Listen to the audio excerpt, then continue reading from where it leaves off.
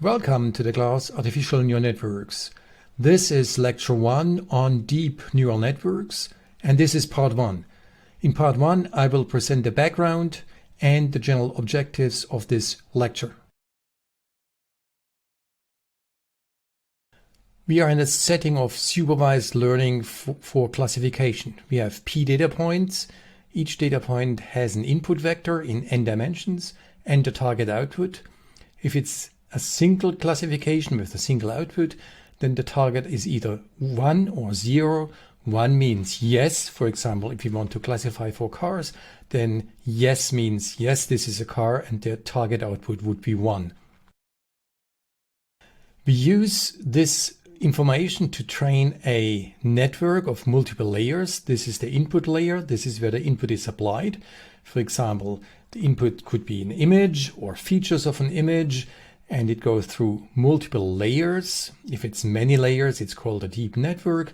And then the output is, yes, it's a dog, or no, it's not a dog. Yes, it's a car, if it's a car image. And the aim is to use the information in the training base, in this supervised learning base, to adjust the parameters, to adjust the weights of the network, such that for each image, the network gives the correct output. And importantly, not just for images in the input database, but also for new ones for images in the future. We use our database to train the classifier. We apply an input. The classifier gives its output, which I call y hat. We compare this with the target output that's found in the database or given by a teacher, and we calculate an error based on the difference between those two. Now, the database has many images. This is one car. It's a high dimensional vector, either the pixels or some features extracted from the pixels. And I only show two axes here. And so this is a positive example. I denote this by a green cross. This is another car, another positive example. Then there are non-cars. I denote them by red circles. And then we have many positive examples, many negative examples. So the image looks something like this. The task of supervised learning is to find a separating surface that puts all the positive examples and all future positive examples on one side, and all negative examples and all future negative examples on the other side. Thus, the task of classification corresponds to finding a separating surface in this high-dimensional input space. The separating surface can be defined by a discriminant function, which is positive on one side and negative at the other side, and which goes through 0 at the separating surface. Now, there are particularly simple problems which are linearly separable. Linearly separable means that I can put in a hyperplane that separates the positive examples from the negative ones.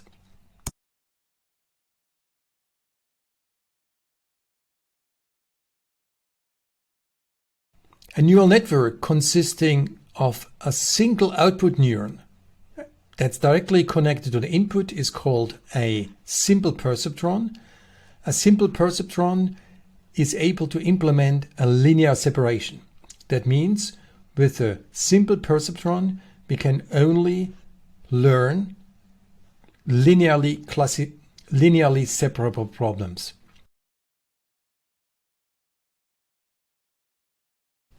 I said that in a database, our input has n dimensions. It's a vector with n dimensions.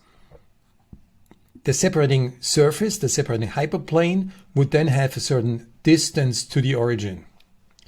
However, it's convenient to add an extra input and work in input n dimension n+1 and have an extra weight that corresponds to this distance. And then in this n+1 dimensional space, the separating surface always goes through the origin.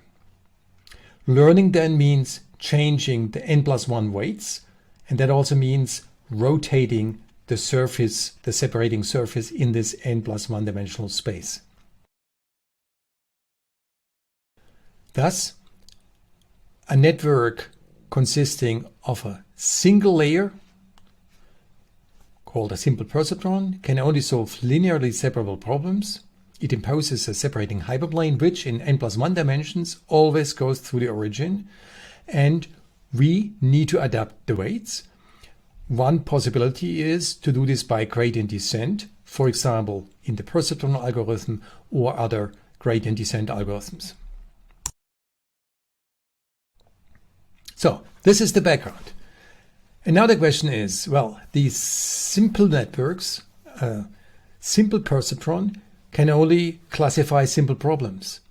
What we want is, we want to have training procedures that also work for multi-layer networks. And we'll focus on gradient descent algorithms. Then I would like you to understand why multi-layer networks can solve problems that are not linearly separable, and will construct a solution to the XOR problem. And then of course we consider the backprop algorithm. I will give a derivation and then we also interpret its implementation. So if you have a neural network with many layers, a multi-layer network, the network is more flexible, it's more powerful. And then the question is flexibility always good? And the answer is no, because we have the problem of overfitting and generalization. Because in the end, the network has to work not just on our training database, but also on future data.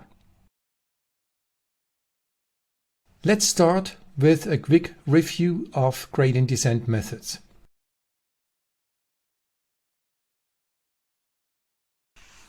I said that we use the knowledge in the training base, in the database of supervised learning, to compare the target output with the actual output of the network. This here is a quadratic error function. We take the difference, square it, and then we sum over all patterns. Now we want to minimize this error, and gradient descent does this by saying, well, let's go in the direction of the negative gradient. So here the slope is negative. We go down by increasing the weight. And this is implemented by this formula here. Gamma is a learning rate. Sometimes I call it gamma, sometimes I call it eta. Now we can implement gradient descent in two different versions. We can do it as a batch rule. If we just calculate the gradient, we would have the sum here in the update. And that amounts to saying, I update once I've seen all patterns. And then I update again. With the online rule, I cut out this sum. Every time I've seen a single pattern, I immediately change the weights. Online gradient descent is also called stochastic gradient descent because we may take patterns in arbitrary order. So gradient descent works not just on the quadratic error function, but on arbitrary error function, on arbitrary loss functions. Whenever we want to optimize something, whenever we want to minimize something with respect to the parameters, we can use gradient descent. If we calculate the gradient descent, we will arrive at a batch rule, which means one update after all p patterns. However, often we update after a single pattern, which is the online rule or stochastic gradient descent. And if you have a very, very, very big database, a huge database with millions of patterns, then it might be useful to do something in between the online rule and the batch rule, and that's consider mini batches. We separate our patterns in smaller batches of p over k patterns each, and update after each mini batch. So this is one update step. One epoch is if on average all patterns are applied once. And training is not over after a single epoch. In fact, we have to go down many epochs before we arrive at the minimum.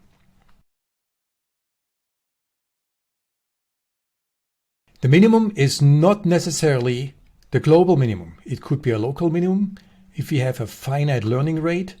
And if you're on a local minimum, then at the end we'll also always have a little bit of jitter around the minimum. Good convergence schemes assume that after some time, when you're close to the minimum, you reduced the learning rate gamma.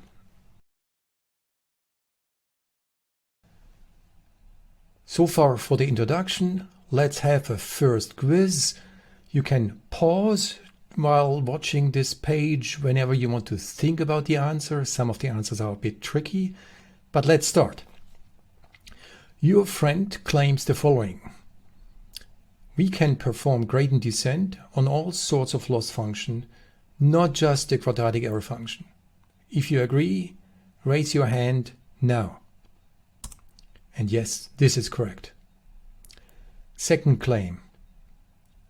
If we have p patterns, then p steps of stochastic gradient descent are identical to a single step of batch gradient descent.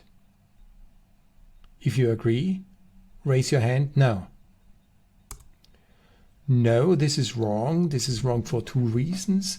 The first one is, in stochastic gradient descent, we take patterns in random order. So it's not clear that we, after p patterns, that we have taken each pattern exactly once. The second reason is equally important. Once you have presented the first pattern, you make a change of the weights. So now the network is different. And when you present a second pattern, it already sees a different set of parameters. Third claim. After convergence to a local minimum, a batch gradient descent method with fixed learning rate typically jitters a little bit around the minimum. If you agree, raise your hand now. And yes, this is correct. If you want to keep the jitter small, you have to decrease the learning rate. Final item. After convergence to a global minimum, a stochastic gradient descent method with fixed learning rate always jitters a little bit around the minimum. If you think that this is correct, raise your hand now. And no, this is not correct. Think of the Perceptron algorithm. In a situation where the solution exists, which means the problem is linearly separable, after a finite number of steps, the algorithm has converged. It's a gradient descent algorithm, either in the online stochastic version or in the batch version. Once it has converged, it will no longer change, it will no longer jitter. Thanks a lot for your attention.